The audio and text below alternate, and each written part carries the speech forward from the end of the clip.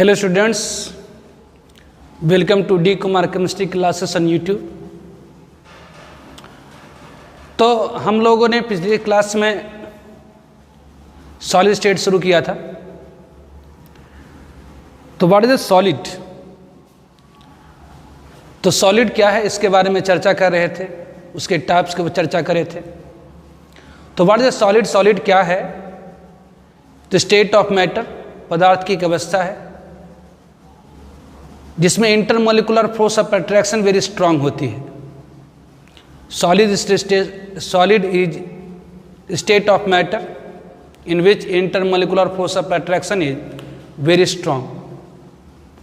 Strong intermolecular force of attraction होने के कारण जो सॉलिड के कंस्टिट्यूएंट पार्टिकल्स हैं, that is atom, molecular ion, अपने पोजीशन पर फिक्स हो जाता है, फिक्स हो जाता और सिर्फ अपने पोजीशन पर वाइब्रेट कर सकता, ऑसिलेट कर सकता,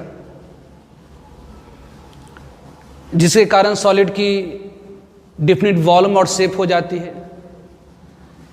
इंटर एटमिक डिस्टेंसेस या इंटर मोलिकुलर डिस्टेंसेस सॉलिड के अंदर बिल्कुल क्लोजेस्ट हो जाती है, जिसके कारण सॉलिड इनकॉम्प्रेसिबल हो जाता है।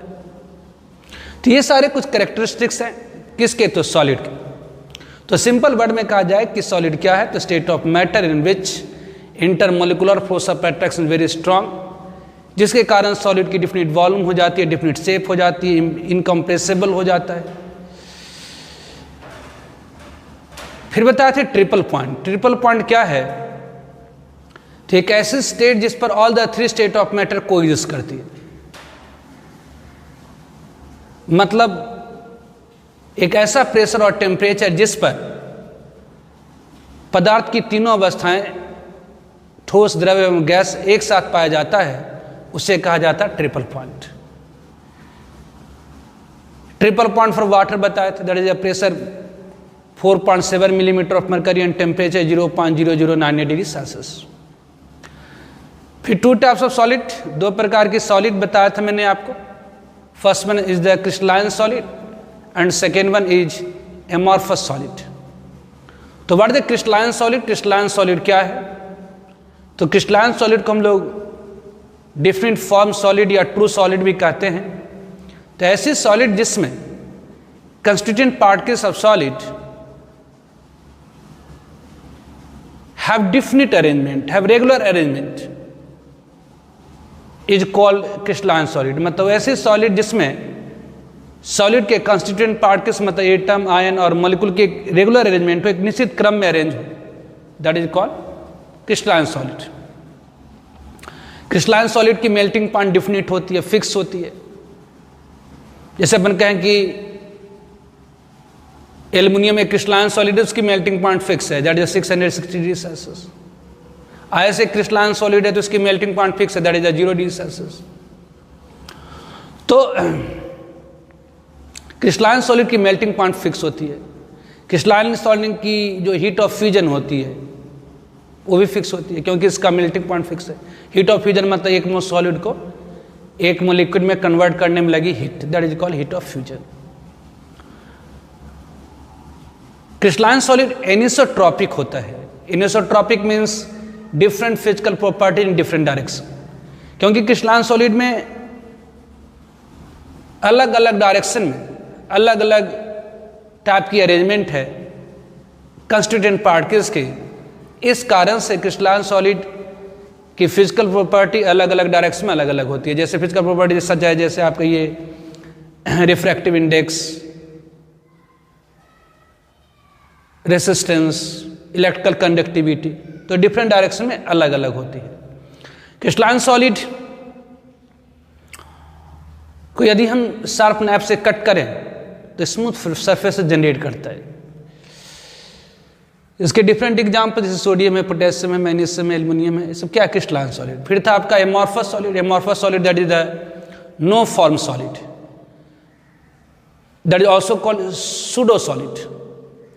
तो एमॉर्फस सॉलिड क्या है? तो वह सॉलिड जिसमें कंस्टिट्यूएंट पार्टिकल्स की डिफिनिट अरेंजमेंट नहीं होता, मतलब ऐसे सॉलिड जिसमें एटम, आयन और मॉलिक्यूल एक निश्चित क्रम में अरेंज नहीं हो in long range lattice, that is called amorphous solid.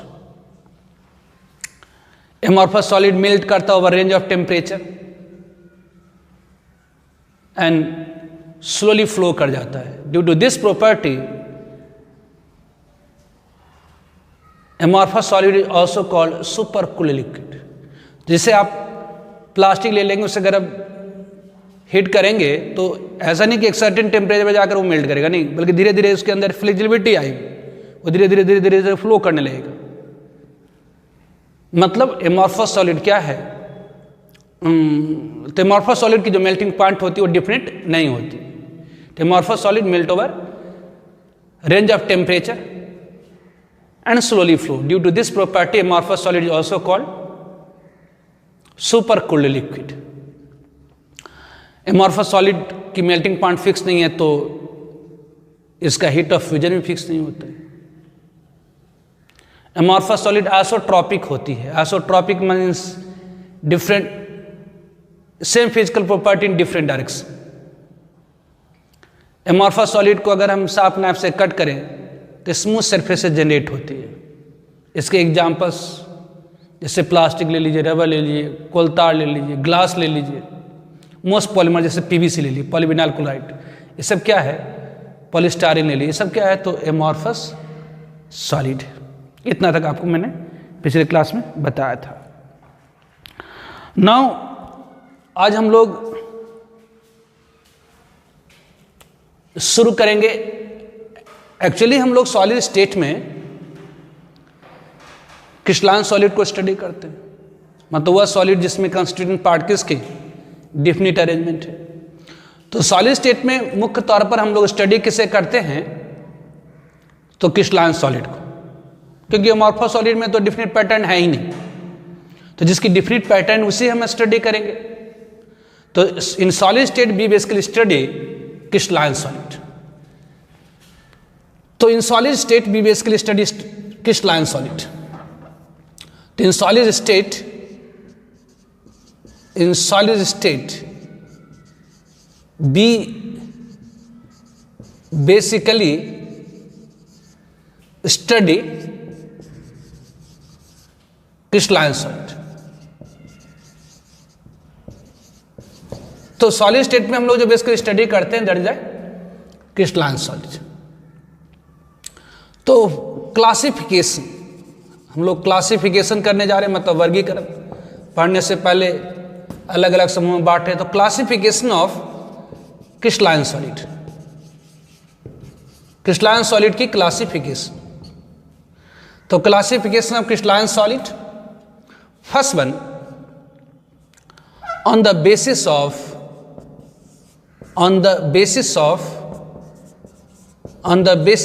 binding force, on the basis of binding force present in solid। तो classification of crystalline solid on the basis of binding force present in solid. आप जानते हैं solid में strong intermolecular force of attraction होती है। तो intermolecular force of attraction के आधार पर classification of crystalline on the basis of binding force या intermolecular force present in solid. Solid में जो कंस्टिट्यूएंट पार्टिकल्स ऑफ सॉलिड है उसको बांध के रखने वाला जो फोर्स है उसके आधार पर क्रिस्टलाइन सॉलिड की क्लासिफिकेशन। तो classification of crystalline solid on the basis of binding force present in solid. तो following 4 types of solid on the basis of binding force present in solid, निम्नलिखित 4 प्रकार के सॉलिड होते हैं। First one is the metallic solid, जैसा नाम में है मेटालिक सॉलिड। ध्यान दीजिए, नाम में ही बहुत सारी चीजें छुपी होती हैं। साइंस एक सिस्टमेटिक स्टडी है और इसमें जो नाम ही होता उसके अंदर बहुत सारी चीजें छुपी होती है। तो जैसे मेटालिक सॉलिड है, तो मेटालिक मतलब मेटल वाली सॉलिड। तो मेटालिक सॉलिड क्या है, तो वह सॉलिड मतलब मेटल वाले सॉलिड। मेटालिक सॉलिड मतलब मेटल वाले सॉलिड, जैसे एल्युमिनियम है, सोडियम है, मैग्नीशियम है, आयरन है, कॉपर है, ये सब क्या है, तो मेटालिक सॉलिड। तो मेटालिक सॉलिड में मेटालिक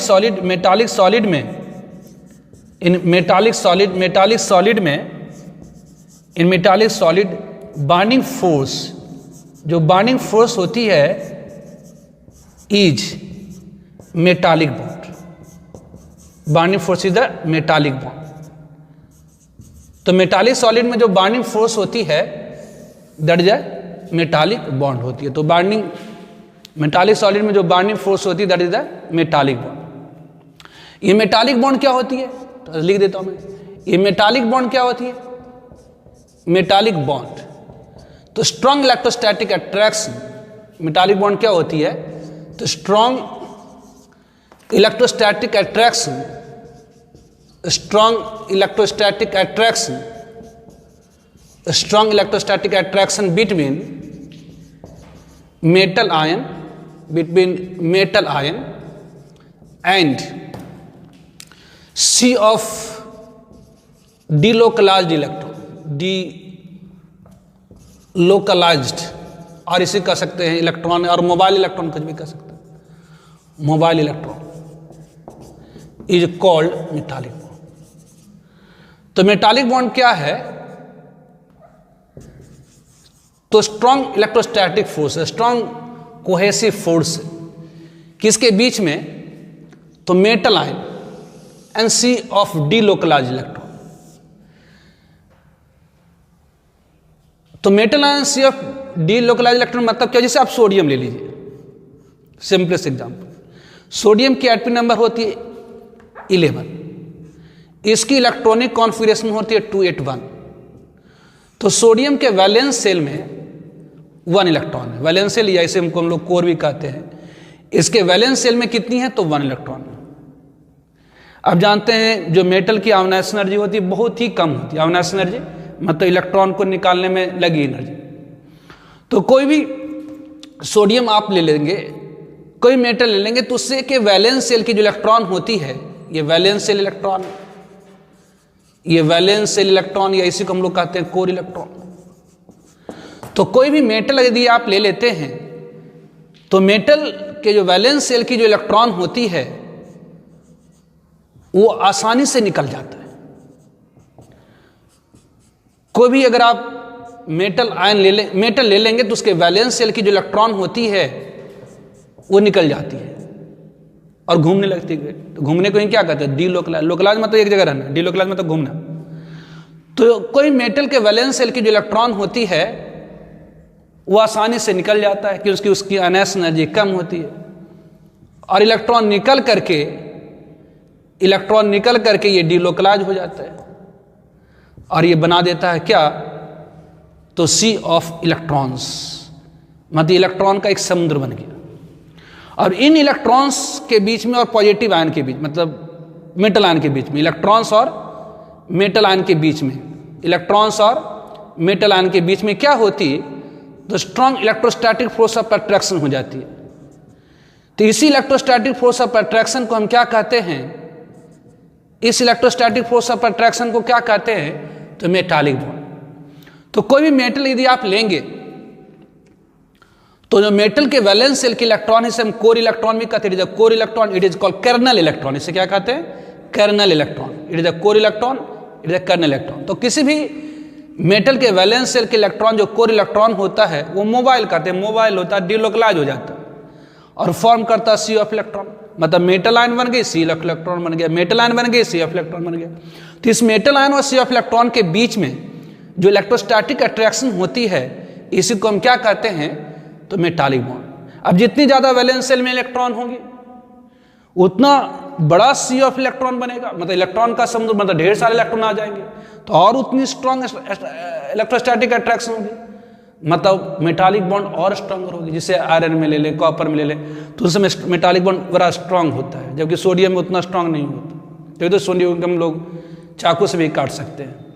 तो classification of crystalline solid on the basis of bonding force present in solid. First one is the metallic solid. Metallic solid में जो बॉन्डिंग फोर्स होती है वो मेटालिक बॉन्ड होती है, याद रखना है। मेटालिक सॉलिड में जो बॉन्डिंग फोर्स होती है वह मेटालिक बॉन्ड होती है। तो ये मेटालिक बॉन्ड क्या है, तो strong electrostatic attraction between metal ion sea of electron या सी ऑफ डीलोकलाइज इलेक्ट्रॉन या mobile electron is called metallic bond. तो मेटालिक बॉन्ड क्या है, तो इलेक्ट्रोस्टैटिक अट्रैक्शन है किसके बीच में, तो मेटल आयन मेटल आयन और सी ऑफ इलेक्ट्रॉन के बीच में। कि कैसे होता, तो मेटल के वैलेंस से लेकर इलेक्ट्रॉन बाहर निकल आती और सी ऑफ इलेक्ट्रॉन बनाता, metal ion sea of electron, metal ion sea of electron. तो इसके बीच में क्या होती, तो स्ट्रॉन्ग इलेक्ट्रोस्टैटिक अट्रैक्शन होती है, that is called metallic bond. जितनी ज्यादा मेटल के वैलेंस शेल में इलेक्ट्रॉन होगी उतनी ज्यादा सी ऑफ इलेक्ट्रॉन होगी, मतलब उतनी स्ट्रॉन्गर मेटालिक बॉन्ड होगी। ठीक है, तो इसको नोट डाउन कर लीजिए पहले। Now second one is the covalent solid. Now second one is the covalent solid. Covalent solid,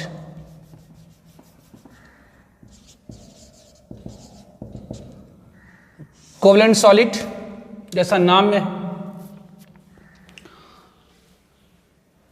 वह सॉलिड जिसमें जो बाइंडिंग फोर्स होगी वो network of covalent bond. Network मतलब जाल जैसा, एक दूसरे से दूसरा, तीसरे से तीसरा, चौथे से, जैसे होता है ना इंटरनेट का नेटवर्क। मतलब इंटरनेट क्या है, तो एक नेटवर्क है, मतलब एक सर्वर दूसरा से दूसरा, तीसरा तीसरा, चौथा से, मतलब वर्ल्ड वाइड सारे करोड़ों सर्वर एक दूसरे से क्या है, इंटरकनेक्टेड है।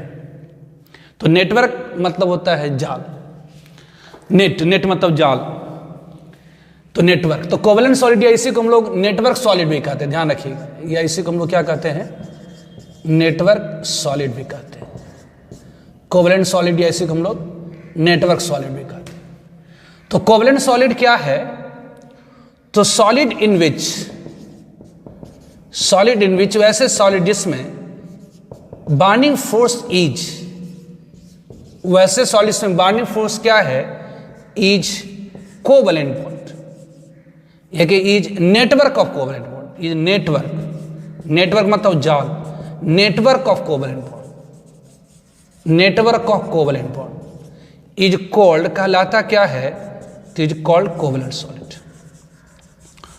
तो कोवेलेंट सॉलिड क्या है, तो वह सॉलिड जिसमें बाइंडिंग फोर्स क्या होती है, तो नेटवर्क ऑफ कोवेलेंट बॉन्ड होती है, that is called covalent solid. इसके पॉपुलर एग्जांपल्स, जैसे मेटालिक सॉलिड का एग्जांपल लिखा था ना, सोडियम पोटेशियम मैग्नीशियम, उसी तरह से कोवेलेंट सॉलिड के जो एग्जांपल्स हैं, इसमें लगता है छूट गया, नोट कर लीजिएगा। मेटालिक सॉलिड का एग्जांपल क्या, तो सोडियम है, पोटेशियम है, एल्युमिनियम है, मैग्नीशियम है, आयरन है। तो कोवेलेंट सॉलिड के एग्जांपल्स, तो कोवेलेंट सॉलिड क्या है, तो वह सॉलिड जिसमें बाइंडिंग फोर्स क्या है, तो network of covalent bond is called covalent solid. तो solid in which binding force is network of covalent bond is called covalent solid. जैसे इसके एग्जांपल्स में फर्स्ट वन बड़ा पॉपुलर, दैट इज डायमंड, बड़ा popular है। डायमंड क्या है, तो एक कोवेलेंट सॉलिड है। इसमें क्या होता, तो आप जानते हैं, पढ़े होंगे, डायमंड में क्या होता है, तो एक कार्बन दूसरे कार्बन से टेट्राहेड्रली बॉन्डेड होता है। एक कार्बन दूसरे कार्बन से टेट्राहेड्रली बॉन्डेड होता है और ये फॉर्म करता network of covalent bond. Carbon हमेशा 4 बॉन्ड बनाता है, ये नेटवर्क ऑफ कोवेलेंट बॉन्ड, ये नेटवर्क ऑफ कोवेलेंट बॉन्ड बनाता है। तो ये क्या है, तो ये कोवेलेंट सॉलिड है। कोवेलेंट सॉलिड में क्या होगी, तो जो बाइंडिंग फोर्स होती हैं वो नेटवर्क ऑफ कोवेलेंट बॉन्ड। तो डायमंड में अगर आप 12 ग्राम डायमंड ले लिए, 12 ग्राम डायमंड मतलब 12 ग्राम कार्बन। डायमंड क्या है, तो कार्बन के एक इलेक्ट्रॉन से अप्रूप है। यदि हम 12 ग्राम डायमंड ले लें तो उसमें 6.023 × 10⁻23 एटम कार्बन के होंगे। तो डायमंड में जो कार्बन है वो एक दूसरे से बॉन्डेड है। डायमंड में जो कार्बन के परमाणु हैं एक दूसरे से बॉन्डेड है। कैसे, तो कोवेलेंट बॉन्ड्स कहते हैं, नेटवर्क ऑफ कोवेलेंट बॉन्ड्स। एक कार्बन दूसरे से, दूसरा कार्बन तीसरे से, तीसरे चौथे से, चौथे पांचवें से, छठे सातवें एंड सो ऑन।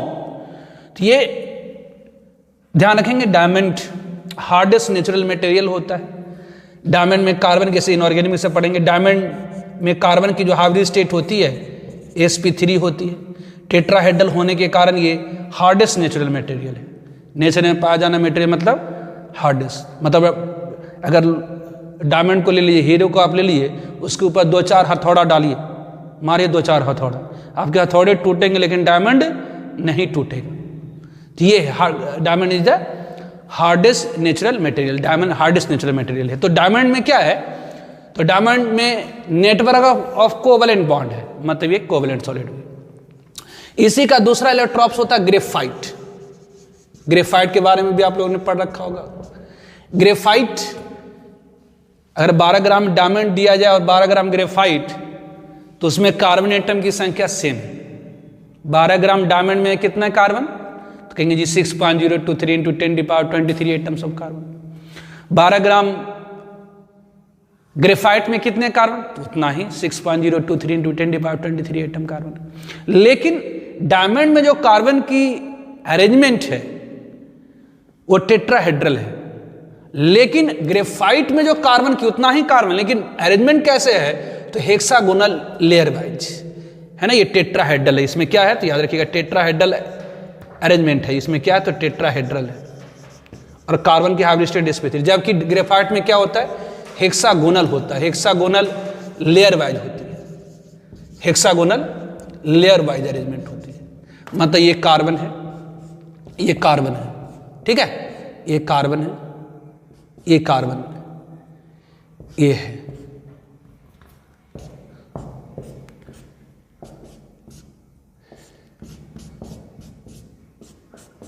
ये इस तरह से एक लेयर बन गया हेक्सागोनल। इसके जस्ट नीचे भी आप बना सकते हैं दिस वन, ये कार्बन है, ये कार्बन है, ये कार्बन है,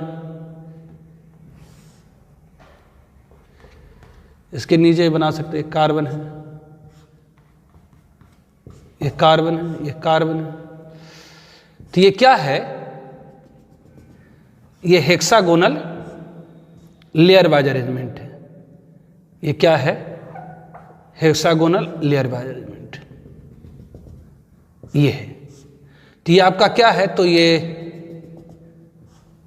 यहां भी नेटवर्क ऑफ कोवेलेंट बॉन्ड है, यहां भी नेटवर्क ऑफ कोवेलेंट बॉन्ड है, लेकिन यहां नेटवर्क ऑफ कोवेलेंट बॉन्ड, यहां पर network of covalent bond hexagonal layer wise है। यहां पर network of covalent bond hexagonal layer wise है। यहां पर नेटवर्क ऑफ कोवेलेंट बॉन्ड कैसी है, तो हेक्सागोनल लेयर वाइज है, ठीक है। तो ये इस टाइप से अरेंजमेंट है, this hexagonal layer wise arrangement. ध्यान दीजिए, एक लेयर में कार्बन 3 सिग्मा बॉन्ड बनाता है और दूसरे लेयर के कार्बन के साथ पाई बॉन्ड बनाता है। ग्रेफाइट में कार्बन अपने लेयर में 3 सिग्मा बॉन्ड बनाता है और नीचे वाले या अपर वाले लेयर के साथ पाई बॉन्ड बनाता है। तो यहां पर कार्बन की जो हाइब्रिड स्टेट होती है sp2 होती है, ध्यान रखिए। ग्रेफाइट में बिग पाई बॉन्ड होता है, मतलब लेयर के बीच में पाई बॉन्ड की इलेक्ट्रॉन्स होती हैं। इस कारण से पाई बॉन्ड की इलेक्ट्रॉन लूली होती है, इसलिए जो ग्रेफाइट होता है गुड कंडक्टर होता है हीट एंड इलेक्ट्रिसिटी का, क्योंकि इसके पास मोबाइल इलेक्ट्रॉन्स है, मोबाइल मतलब मूवेबल इलेक्ट्रॉन्स। तो डायमंड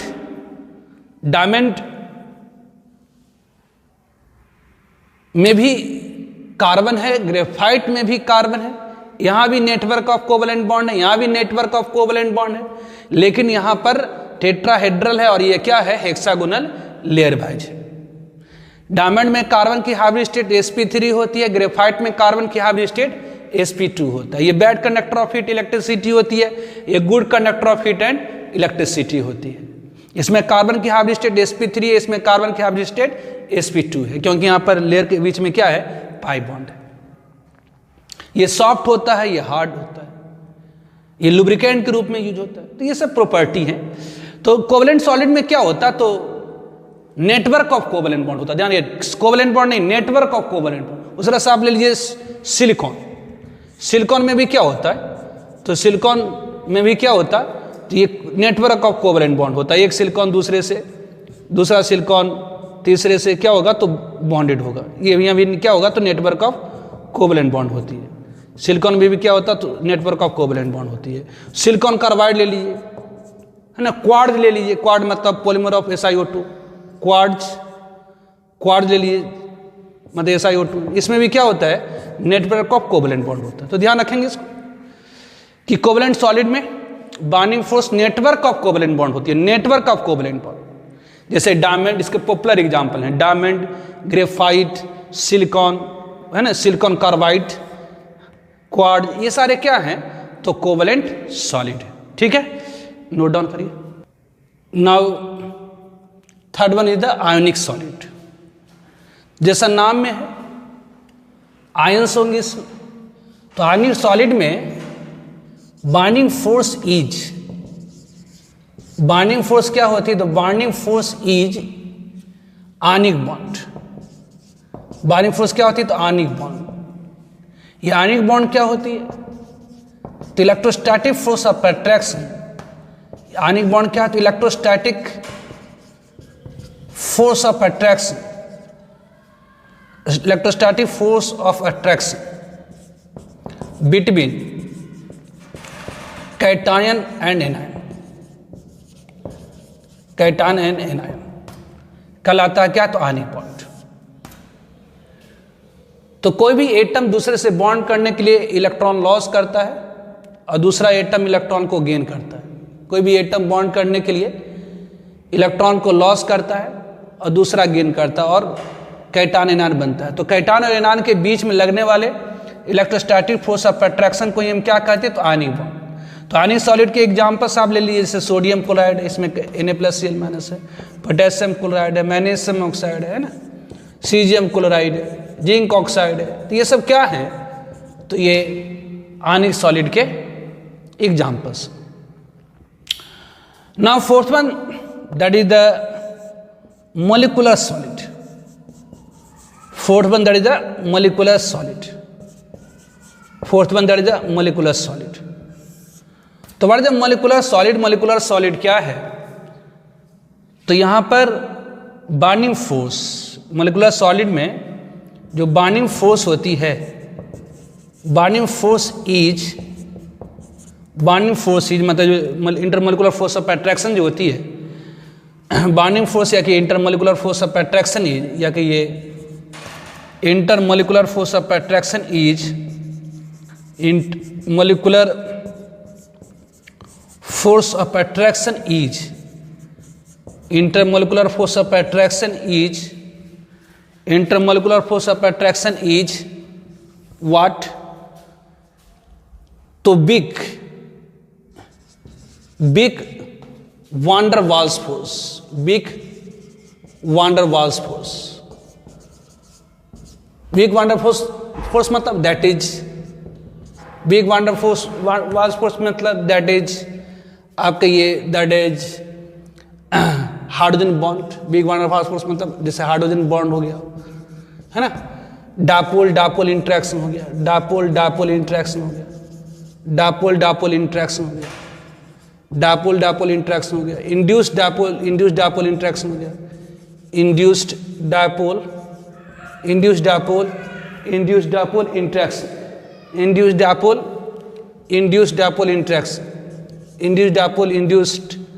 डापोल इंट्रैक्शन। तो ये सब क्या है? कहलाता क्या है? तो van der Waals फोर्स। तो मोलिकुलर सॉलिड में binding force is intermolecular force of attraction between, intermolecular force of attraction between, तो big intermolecular force of attraction that is hydrogen bond, dipole interaction, induced dipole interaction etc। तो molecular solid में जो binding force होती है, जो intermolecular force of attraction जो होती है, वो big van der Waals force होती है।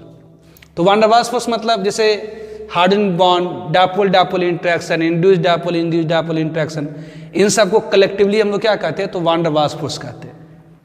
इसमें भी सब कैटेगरी है, जैसे इसमें first one is the hydrogen bonded, इसमें भी होता है एक hydrogen bonded molecular solid, hydrogen bonded molecular solid. तो इसका नाम है हाइड्रोजन बॉन्डेड मोलिकुलर सॉलिड। मतलब वह मोलिकुलर सॉलिड जिसमें जो बाइंडिंग फोर्स होगी, जो van der Waals फोर्स होगी, वो हाइड्रोजन बॉन्ड होगी। हाइड्रोजन बॉन्डेड मोलिकुलर सॉलिड मतलब क्या हुआ? तो वह molecular solid, van der Waals force का बहुत सारा कैटेगरी है, जैसे हाइड्रोजन बॉन्ड भी van der Waals फोर्स कहलाता है। van der Waals फोर्स मतलब big intermolecular force of attraction. तो hydrogen bond, dipole interaction, induced dipole interaction, ये सारे क्या है? तो van der Waals फोर्स ही है।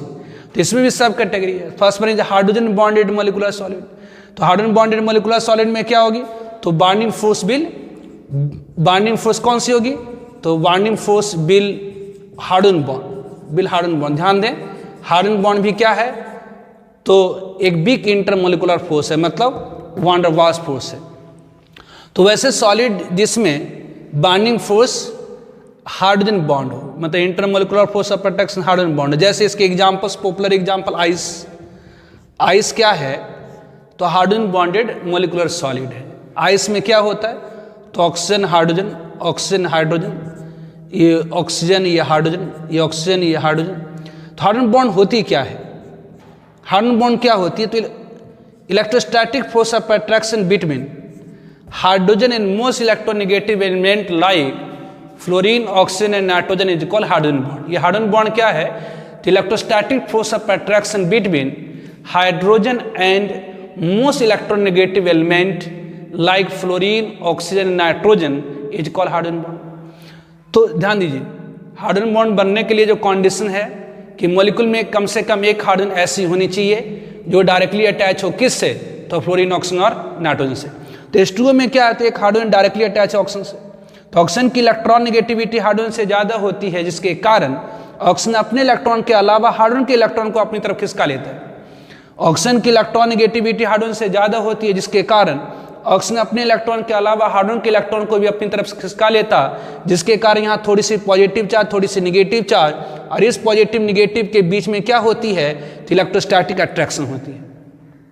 तो इसी इलेक्ट्रोस्टैटिक अट्रैक्शन को हम क्या कहते हैं, तो हाइड्रोजन बॉन्ड। तो ये आइस क्या है, तो हाइड्रोजन बॉन्डेड मोलिकुलर सॉलिड है, जिसमें तो कोवलेंट बॉन्ड भी है, तो इसको कोवलेंट सॉलिड क्यों नहीं कह देते भैया, कोवलेंट बॉन्ड तो है लेकिन नेटवर्क ऑफ कोवलेंट बॉन्ड नहीं है, मतलब ये हाइड्रोजन, ऑक्सीजन, हाइड्रोजन, बस इतना ही कोवलेंट बॉन्ड है। अब आगे दूसरा मोलिक्यूल कोवलेंट बॉन्ड से नहीं अटैच है, दूसरा फिर तीसरा भी कोवलेंट बॉन्ड से अटैच नहीं, बल्कि इसे अटैच कौन सा होगा, हाइड्रोजन बॉन्ड के कारण अटैचमेंट हो रही है। तो एक मॉलिक्यूल दूसरे मॉलिक्यूल से अटैच तो हो रहा, लेकिन कोवलेंट बॉन्ड से नहीं, बल्कि क्या है, हाइड्रोजन बॉन्ड से हो रहा है।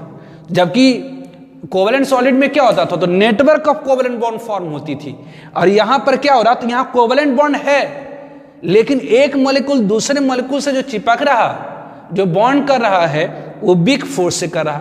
यहां पर बिग फोर्स कौन सी है, तो हाइड्रोजन बॉन्डेड, इसलिए हम क्या कहते हैं, तो हाइड्रोजन बॉन्डेड मोलिकुलर सॉलिड। तो मोलिकुलर सॉलिड में binding force big intermolecular force of attraction होती है, that is one der Waals force होती है।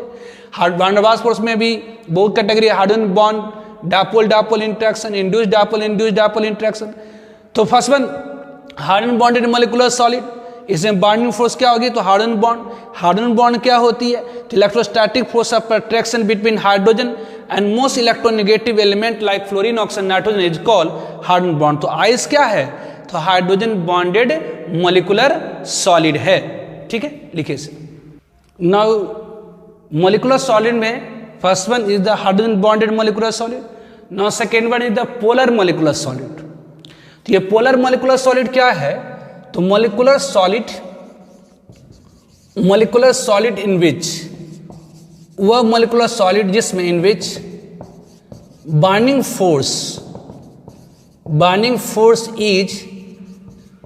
Force is dipole interaction, dipole interaction. तो पोलर मोलिकुलर सॉलिड में जो बाइंडिंग फोर्स होगी, जो इंटरमोलिकुलर फोर्स ऑफ अट्रैक्शन होगी, दैट इज व्हाट, तो डापोल इंटरेक्शन। ये डापोल इंटरेक्शन क्या होती है, तो इन नॉन पोलर कंपाउंड, मतलब इन नॉन पोलर सॉलिड, जैसे ये डापोल इंटरेक्शन क्या होती है, डापोल इंटरेक्शन क्या होती है, जैसे अगर आप ले लीजिए SO2 ले लेते हैं, सॉलिड SO2, इसके एग्जांपल्स। तो सॉलिड SO2 में क्या है, कहेंगे जी ये सल्फर है, ये ऑक्सीजन है, ये सल्फर, ये ऑक्सीजन है। तो ऑक्सीजन की इलेक्ट्रॉन नेगेटिविटी क्या है, तो ज़्यादा है सल्फर से, मतलब सल्फर की इलेक्ट्रॉन नेगेटिविटी कम है ऑक्सीजन से, मतलब ऑक्सीजन की इलेक्ट्रॉन नेगेटिविटी ज़्यादा है सल्फर से, जिसके कारण ऑक्सीजन अपने इलेक्ट्रॉन के अलावा सल्फर के इलेक्ट्रॉन को अपनी तरफ खिसका लेता है। यहाँ से थोड़ी सी निगेटिव चार्ज, यहाँ पर क्या होगी, तो यहाँ भी थोड़ी निगेटिव चार्ज, यहाँ पर पॉजिटिव चार्ज। तो ये क्या है, तो ये डायपोल, ये जो पॉजिटिव नेगेटिव चार्ज पैदा हुआ इसी को हम लोग क्या कहते हैं, तो डायपोल पैदा होगा। डाय मतलब दो, पोल मतलब ध्रुव। ये प्लस माइनस चार्ज का इंड्यूसमेंट होना ही क्या कहलाता है, तो ये डायपोल कहलाता है। अब ये दूसरा मॉलिक्यूल अगर आप ले लीजिए, ये दूसरा मॉलिक्यूल आप ले लीजिए, ये दूसरा मॉलिक्यूल आप ले लीजिए, तो इसमें भी क्या होगी, तो यहाँ भी डायपोल होगी। मतलब एक एंड पर माइनस दूसरे एंड पर प्लस, एक एंड पर माइनस दूसरे एंड पर प्लस, एक एंड पर माइनस दूसरे एंड पर प्लस, एक एंड पर माइनस। अब ये जो डायपोल पैदा हुआ है एक दूसरे को आकर्षित करेगा, इलेक्ट्रोस्टैटिक फोर्स ऑफ अट्रैक्शन लगाएगा। तो इसी अट्रैक्शन फोर्स को हम क्या कहते हैं, तो डायपोल डायपोल इंटरेक्शन। मतलब एक ऐसी मॉलिक्यूल जिसमें दो एटम डिफरेंट इलेक्ट्रॉन नेगेटिविटी का हो, एक ऐसी मॉलिक्यूल जिसमें दो एटम डिफरेंट इलेक्ट्रॉन नेगेटिविटी का हो, तो जिसकी इलेक्ट्रॉन नेगेटिविटी ज़्यादा होती है उसके ऊपर थोड़ी सी नेगेटिव चार्ज, और जिसकी इलेक्ट्रॉन नेगेटिविटी कम होती है उसके ऊपर थोड़ी सी पॉजिटिव चार्ज पैदा हो जाती है। जिसकी इलेक्ट्रॉन नेगेटिविटी थोड़ी ज़्यादा होती है उसके ऊपर थोड़ी सी नेगेटिव चार्ज, और जिसकी इलेक्ट्रॉन नेगेटिविटी कम होती है उसके ऊपर पॉजिटिव चार्ज। तो जो प्लस माइनस चार्ज की, ये जो प्लस माइनस चार्ज डेवलप हुआ दो एंड पर, इसी को हम लोग क्या करें, तो डायपोल। तो सॉलिड SO2 में जो बॉन्डिंग फोर्स है, मतलब एक मॉलिक्यूल दूसरे मॉलिक्यूल से, दूसरा तीसरे से जो बॉन्डेड होता है वो डायपोल डायपोल इंटरेक्शन है ना, ये डायपोल डायपोल इंटरेक्शन, जिसे हम कहेंगे क्या, तो पोलर मॉलिक्यूलर सॉलिड। ध्यान दीजिए, जिस मॉलिक्यूल में नेट डायपोल मोमेंट होता है उसे पोलर मॉलिक्यूल कहा जाता है, और जिस मॉलिक्यूल में नेट डायपोल मोमेंट नहीं होता, कि डायपोल मोमेंट क्या होती है तो ये आगे आप केमिकल बॉन्डिंग में फिर बताऊंगा मैं। मतलब जिसमें प्लस माइनस चार्ज डेवलप हो जाता है, this is called dipole, it is a dipole. तो जिस मॉलिक्यूल में डायपोल मोमेंट होती है उसे कहा जाता है पोलर मॉलिक्यूल, और जिस मॉलिक्यूल में नेट डायपोल मोमेंट नहीं होती है उसे कहा जाता है नॉन पोलर मॉलिक्यूल। तो जिस मॉलिक्यूल में नेट डायपोल मोमेंट होती है, डायपोल मतलब प्लस माइनस चार्ज का सेपरेशन, मतलब मॉलिक्यूल के एंड में प्लस माइनस चार्ज डेवलप हो जाता है परमानेंट, या इसी को हम लोग कहते हैं परमानेंट डायपोल, इसी को हम लोग क्या कहते हैं, परमानेंट डायपोल भी कहते हैं, ध्यान रखिएगा। तो जिसमें वैसे मॉलिक्यूल जिसमें के एंड में प्लस माइनस चार्ज पैदा हो जाता है, वैसे मॉलिक्यूल जिसके एंड में प्लस माइनस चार्ज पैदा हो जाता है, वैसे मॉलिक्यूल जिसके एंड में प्लस माइनस चार्ज पैदा हो जाता है उसे हम डायपोल कहते हैं। और इस डायपोल के कारण एक मॉलिक्यूल दूसरे मॉलिक्यूल को आकर्षित करता है। तो वैसे मॉलिक्यूल जिसमें डायपोल पैदा हो जाता है उसे हम पोलर मॉलिक्यूल भी कहते हैं, वैसे मॉलिक्यूल जिसमें डायपोल पैदा हो जाता है उसे पोलर मॉलिक्यूल भी कहते हैं। तो पोलर मॉलिक्यूलर सॉलिड में जो बॉन्डिंग फोर्स होती है वह डायपोल डायपोल इंटरेक्शन होती है, डायपोल डायपोल इंटरेक्शन होती है। जैसे सॉलिड SO2 है ना, इट इज सॉलिड CO2 है, सॉलिड अमोनिया है, etcetera. Now last one, that is the non polar molecular solid, non polar molecular solid, non polar molecular solid. ये नॉन पोलर मॉलिक्यूलर सॉलिड में क्या होता है, तो ये नॉन पोलर मॉलिक्यूल होती है। नॉन पोलर मॉलिक्यूल किससे कहते हैं, तो वह मॉलिक्यूल जिसमें नेट डायपोल मोमेंट नहीं है, जबकि यहाँ पर क्या है, नेट डायपोल मोमेंट परमानेंटली पैदा रहता है, यहाँ परमानेंट है, ये परमानेंट एक एंड पर पॉजिटिव और दूसरे एंड पर नेगेटिव है। तो पोलर मॉलिक्यूल में क्या होता है, तो परमानेंट डायपोल होता है।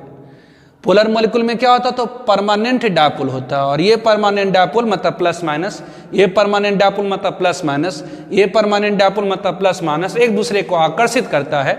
इसी को हम लोग क्या कहते हैं, तो डायपोल डायपोल इंटरेक्शन। तो ये नॉन पोलर मॉलिक्यूलर सॉलिड क्या है, तो नॉन पोलर मतलब जिसमें परमानेंट डायपोल नहीं है, नॉन पोलर मतलब जिसमें परमानेंट डायपोल नहीं है। तो नॉन पोलर मॉलिक्यूलर सॉलिड क्या है, तो वैसे मॉलिक्यूलर सॉलिड वैसे मॉलिक्यूलर सॉलिड जिसमें in which bonding force is induced dipole interaction is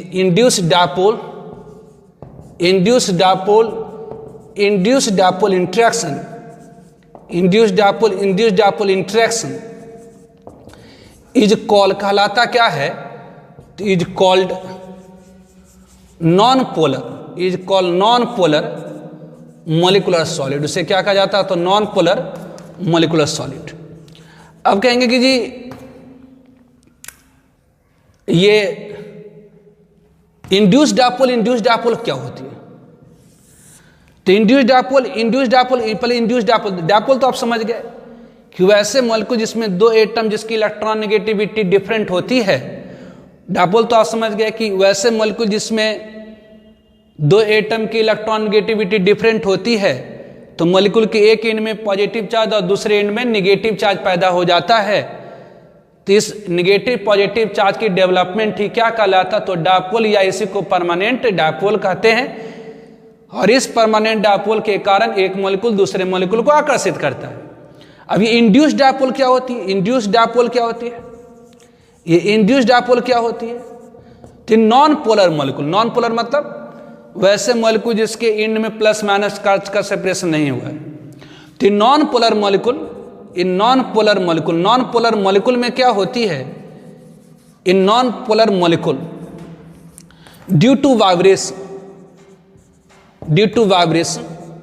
vibration के कारण, ऑसिलेशन के कारण इलेक्ट्रॉन जो होती है टेम्पोरली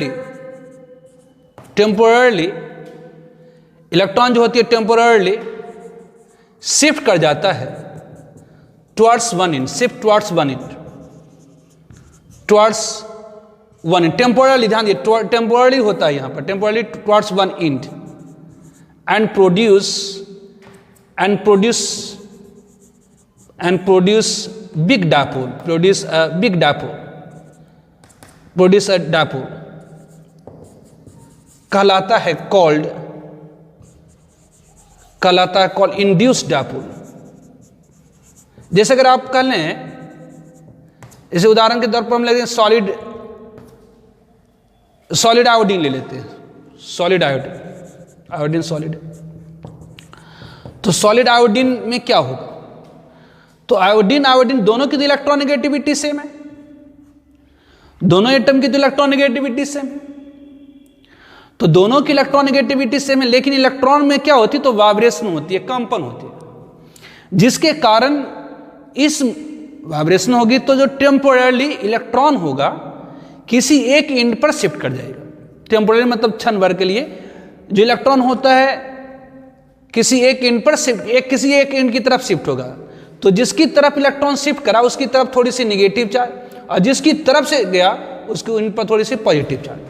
तो यहां पर क्या होगी? तो एक एंड पर थोड़ी सी पॉजिटिव चार्ज और दूसरे एंड पर थोड़ी सी नेगेटिव चार्ज, एक एंड पर थोड़ी सी पॉजिटिव चार्ज और दूसरे एंड पर थोड़ी सी क्या होगी? तो नेगेटिव चार्ज। तो इस पॉजिटिव नेगेटिव के बीच में क्या होती है? तो इलेक्ट्रोस्टैटिक अट्रैक्शन होती है। इसी को हम कहते हैं इंड्यूस्ड डायपोल इंटरेक्शन। तो पोलर मॉलिक्यूल में क्या होता था कि इलेक्ट्रॉन नेगेटिविटी के डिफरेंस के कारण परमानेंट डायपोल पैदा हो जाता था।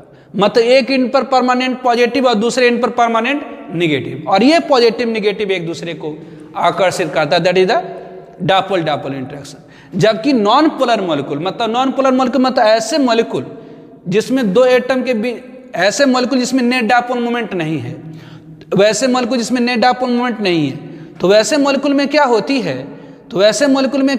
है? तो ड्यू टू वाइब्रेशन, वैसे मॉलिक्यूल में क्या होता है? तो ड्यू टू वाइब्रेशन जो इलेक्ट्रॉन होता है टेम्पोरली किसी एक एंड की तरफ शिफ्ट कर जाता है, जिसके कारण जिस एंड की तरफ इलेक्ट्रॉन मतलब नेगेटिव चार्ज शिफ्ट किया उसके ऊपर थोड़ी नेगेटिव चार्ज, और जिसकी तरफ से गया उसके ऊपर थोड़ी सी पॉजिटिव चार्ज पैदा हो जाती है। तो इस पॉजिटिव नेगेटिव के बीच में लगने वाले अट्रैक्शन को ही हम क्या कहते हैं? तो इंड्यूस्ड डायपोल इंटरेक्शन। जैसे आप सॉलिड आयोडीन ले लीजिए कि जी इसमें तो कोवलेंट बॉन्ड भी है, तो इसको कोवलेंट सॉलिड क्यों नहीं करें? ध्यान दीजिए, कोवलेंट बॉन्ड है, लेकिन एक मॉलिक्यूल दूसरे मॉलिक्यूल को जो बाइंड कर रहा है वो कोवलेंट बॉन्ड नहीं बांध कर रहा। कौन बाइंड कर रहा? तो ये यहाँ पर इंड्यूस्ड डायपोल। उसी तरह से यहाँ पर कोवलेंट बॉन्ड तो है, लेकिन एक मॉलिक्यूल दूसरे मॉलिक्यूल को बाइंड करने वाला कौन सा है? तो डायपोल इंटरेक्शन। तो ये सॉलिड आयोडीन ले लीजिए, है ना, फास्फोरस, सॉलिड फास्फोरस ले लीजिए, सॉलिड P4 ले लीजिए, है ना, ये क्या है? तो इसमें भी नॉन पोलर मॉलिक्यूलर सॉलिड है। सॉलिड सल्फर ले लीजिए, ये सब क्या है? तो ये क्या है? तो नॉन पोलर मॉलिक्यूलर सॉलिड है। तो मॉलिक्यूलर सॉलिड का भी टाइप्स हो गया। पहला हाइड्रोजन बॉन्डेड मॉलिक्यूलर सॉलिड, मतलब एक मॉलिक्यूल दूसरे मॉलिक्यूल से जो बंधा होगा वो हाइड्रोजन बॉन्ड से बॉन्डा होगा। दूसरा हो गया polar molecular solid. Polar molecular solid में एक मॉलिक्यूल दूसरे मॉलिक्यूल से जो बॉन्डेड होगा बाय डायपोल डायपोल इंटरेक्शन या कि परमानेंट डायपोल इंटरेक्शन। जबकि नॉन पोलर मॉलिक्यूलर सॉलिड में क्या होगा, तो नॉन पोलर मॉलिक्यूल मतलब वैसे मॉलिक्यूल जिसमें परमानेंट डायपोल नहीं है। तो वैसे मॉलिक्यूल जिसमें परमानेंट डायपोल मूवमेंट नहीं होती है, मतलब ऐसे मॉलिक्यूल जिसमें परमानेंट एक इन पर पॉजिटिव और दूसरे इन पर नेगेटिव नहीं होता है, वैसे मॉलिक्यूल में क्या होती है, तो ड्यू टू वाइब्रेशन के कारण इलेक्ट्रॉन किसी एक इंड की तरफ शिफ्ट कर जाता है, जिसके कारण जिस इंड पर इलेक्ट्रॉन शिफ्ट करता है उसके उस तरफ नेगेटिव चार्ज, और जिसकी तरफ से शिफ्ट करता है उसके पास थोड़ी सी पॉजिटिव चार्ज पैदा हो जाती है। तो इस पॉजिटिव और नेगेटिव के बीच में लगने वाले अट्रैक्शन को क्या कहा जाता है, तो इंड्यूस्ड डायपोल इंटरेक्शन। तो ये डिफरेंट टाइप्स ऑफ सॉलिड हो गए। तो क्लासिफिकेशन ऑफ सॉलिड की क्लासिफिकेशन किसके आधार पर, तो on the basis of binding force present in solid के अंदर मौजूद बाइंडिंग फोर्स के आधार पर क्लासिफिकेशन ऑफ क्रिस्टलाइन सॉलिड हमने पढ़ा। पहला कौन सा, तो मेटालिक सॉलिड। मेटालिक सॉलिड में बाइंडिंग फोर्स क्या होती है, तो मेटालिक बॉन्ड होती है। मेटालिक बॉन्ड क्या होता है, तो strong electrostatic attraction between metal ion and sea electron, that is called metallic bond. इसके एग्जाम्पल जैसे सोडियम है, पोटेशियम है, एल्युमिनियम है, मैग्नीशियम है, कॉपर है, आयरन, ये सब क्या है, मेटालिक सॉलिड है। उस तरह सेकेंड वन हमने पढ़ा कोवलेंट सॉलिड। कोवलेंट सॉलिड में जो बाइंडिंग फोर्स होती है वो नेटवर्क ऑफ सॉलिड को हम लोग नेटवर्क सॉलिड भी कहते हैं। तो कोवलेंट सॉलिड में क्या होता, तो binding force is the network of covalent bond. जिसके एग्जाम्पल जैसे आप डायमंड ले लीजिए, ग्रेफाइट ले लीजिए, सिलिकॉन ले लीजिए, सिलिकॉन कार्बाइड ले लीजिए, क्वार्ट्ज ले लीजिए, ये सब क्या है, तो कोवलेंट सॉलिड है। Third one is the ionic solid. Ionic solid में बाइंडिंग फोर्स क्या होगी, तो आयनिक बॉन्ड। आयनिक बॉन्ड क्या होती है, तो electrostatic force of attraction between cation and ion is called ionic bond. जैसे आप सोडियम को डाल लीजिए, पोटेशियम को डाल लीजिए, मैग्नीशियम ऑक्साइड ले लीजिए, कैल्शियम ऑक्साइड ले लीजिए, ये सब क्या है, तो ये आपके सोडियम क्लोराइड हो गया, पोटेशियम क्लोराइड हो गया, मैग्नीशियम ऑक्साइड, कैल्शियम ऑक्साइड, ये सब क्या है, आयनिक सॉलिड है। Third one is the molecular solid. Molecular solid में जो बाइंडिंग फोर्स होती है वो वान डर वाल्स फोर्स होती है। जैसे hydrogen bond, dipole interaction, induced dipole interaction, तो ये सब क्या है, तो ये सब क्या है, तो वान डर वाल्स फोर्स है। इसमें भी सब कैटेगरी मैंने आपको बताया कि हाइड्रोजन बॉन्डेड मॉलिक्यूलर सॉलिड जैसे आइस, ऑब्वियसली ये पोलर मॉलिक्यूलर सॉलिड है ना, इसमें बाइंडिंग फोर्स क्या होगी, तो डायपोल इंटरेक्शन होगी। Obviously non polar molecular solid, इसमें बाइंडिंग फोर्स क्या होगी, तो इंड्यूस्ड डायपोल इंटरेक्शन होगी। तो इसको नोट डाउन करिए, इंपॉर्टेंट है, ध्यान रखिएगा इसको। तो एक एग्जांपल देखिए, जेईई मेन 2013 में पूछा है, कर which one of the following is a covalent solid. कर निम्नलिखित में से कौन सी सॉलिड कोवलेंट सॉलिड है। तो कोवलेंट सॉलिड में क्या होती है, तो नेटवर्क ऑफ कोवलेंट बॉन्ड होती है। तो फर्स्ट वन सिलिकॉन। सिलिकॉन में क्या होता है, तो नेटवर्क ऑफ कोवलेंट बॉन्ड होता है। सिलिकॉन में क्या होता है, तो एक सिलिकॉन दूसरे सिलिकॉन से ऑब्वियसली कोवलेंट बॉन्ड से बॉन्डेड होता है। एक सिलिकॉन दूसरे सिलिकॉन से कोवलेंट बॉन्ड से बॉन्डेड होता है, दिस वन। तो ये क्या है, तो it is a covalent solid. तो यहाँ करेक्ट ऑप्शन। अगर आप फास्फोरस में क्या होता है, तो ये मॉलिक्यूलर सॉलिड है। P4 मॉलिक्यूल में ये P4 मॉलिक्यूल है। अब ये P4 मॉलिक्यूल में क्या होता है, तो इलेक्ट्रॉन के वाइब्रेशन के कारण एक इंड पर थोड़ी सी निगेटिव चार्ज, ध्यान दीजिए, due to vibration of electron temporarily electron shift towards one end, जिसके कारण जिस इंड पर इलेक्ट्रॉन शिफ्ट किया है वहाँ निगेटिव चार्ज, दूसरे इंड पर पॉजिटिव। ऑब्वियसली ये P4 है, एक इंड पर निगेटिव दूसरे पर पॉजिटिव, एक इंड पर थोड़ी सी निगेटिव दूसरे, तो ये क्या है, तो टेम्पोरली एक इंड पर पॉजिटिव चार्ज दूसरे इंड पर निगेटिव चार्ज पैदा हुआ, दैट इज इंड्यूस्ड डायपोल हो गया, इंड्यूस्ड डायपोल। तो ये क्या है, तो कि P4 में भी तो कोवलेंट बॉन्ड होता है, हाँ, लेकिन ये कोवलेंट सॉलिड नहीं है। कोवलेंट सॉलिड में जो बाइंडिंग फोर्स होती है नेटवर्क ऑफ कोवलेंट बॉन्ड होती है, जबकि यहाँ पर एक मॉलिक्यूल दूसरे मॉलिक्यूल से कोवलेंट बॉन्ड से तो एक मॉलिक्यूल दूसरे मॉलिक्यूल से जो बॉन्डेड है that is by big van der Waals force, that is the induced dipole interaction. तो जो P4 है, फास्फोरस जो है वो क्या है, तो नॉन पोलर मॉलिक्यूलर सॉलिड है। उस तरह से आयोडीन क्या है, तो नॉन पोलर मॉलिक्यूलर सॉलिड है। सल्फर क्या है, तो नॉन पोलर मॉलिक्यूलर सॉलिड है। तो यहाँ करेक्ट ऑप्शन कौन सी होगी? तो सिलिकॉन हो गई। नाउ ये बोर्ड में पूछा है, इसी साल पूछा है कि which of the following is a crystalline solid. Which of the following is a crystalline solid, निम्नलिखित में से कौन सी क्रिस्टलाइन सॉलिड है? ऑब्जेक्टिव में 2 आया था, इसी साल दोनों आया ये। Which of the following is the crystalline solid, तो आपको मैंने बताया था पिछले क्लास में, मतलब पिछले वीडियो में, है ना। जिनको नहीं देखें तो पहले पिछले वीडियो को जाकर देखिएगा, है ना, तब जाकर इसमें आइए। जिनका जो पिछले वीडियो नहीं देखें वो पहले उसको देख लीजिए, फिर इस पर आइए। कह रहा विच ऑफ द फॉलोइंग, इस बार पूछा बोर्ड में 2020 में, कह रहा which of the following is a crystalline solid, कह रहा में से कौन सी क्रिस्टलाइन सॉलिड है? तो डायमंड, ग्लास, रबर। तो डायमंड क्या है? तो क्रिस्टलाइन सॉलिड है, ये कोवलेंट सॉलिड है। ग्लास क्या है? तो बेसी एमॉर्फस सॉलिड है। रबर क्या है? तो एमॉर्फस सॉलिड है, तो ये डायमंड हो गया। Which of the following is an amorphous solid, में से कौन सी एमॉर्फस सॉलिड है? तो ग्रेफाइट, ग्लास, डायमंड। तो ग्रेफाइट क्या है? तो क्रिस्टलाइन सॉलिड है। ग्लास क्या है? तो एमॉर्फस सॉलिड है। डायमंड क्या है? तो क्रिस्टलाइन सॉलिड है। तो इसमें कौन से हो जाएंगे? तो ग्लास। तो यहाँ करेक्ट ऑप्शन कौन से हो जाएंगे? तो glass is the amorphous solid. तो इस बार बोर्ड में पूछा था, बिहार बोर्ड में। ऐसे एनसीईआरटी में क्वेश्चंस हैं इस तरह का बेस्ड, कि कौन सा एमॉर्फस सॉलिड, कौन सा क्रिस्टलाइन सॉलिड, कौन सा मोलिकुलर सॉलिड, कौन सी कोवलेंट सॉलिड, कौन सी आयनिक सॉलिड है। तो इस तरह का क्वेश्चंस एनसीईआरटी में है, उससे आप कर सकते हैं, है ना। असाइनमेंट में इस टाइप का क्वेश्चंस आपके नहीं मिलेंगे, क्योंकि ये सब बहुत बेसिक चीज़ें हैं। Classification of solid on the base of bonding force या सिंपल एमॉर्फस सॉलिड क्रिस्टल, बहुत बेसिक चीज़ें हैं, मतलब बच्चा टाइप चीज़ें हैं। तो उस टाइप का क्वेश्चंस आपको असाइनमेंट में मैंने नहीं दे रखा, क्योंकि ये सब बस छोटी छोटी चीज़ें, तो इस पर उतना नहीं है। तो इसके लिए आप एनसीईआरटी में देखिए, एनसीईआरटी में आप बहुत सारा क्वेश्चंस उसमें दिया हो पहचानने के लिए, कौन सा एमॉर्फस सॉलिड है, कौन सा क्रिस्टलाइन सॉलिड है, कौन सा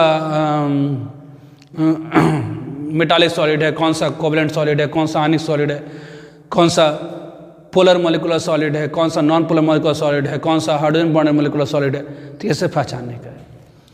तो आज की बोर्ड इतना ही रखते हैं ना।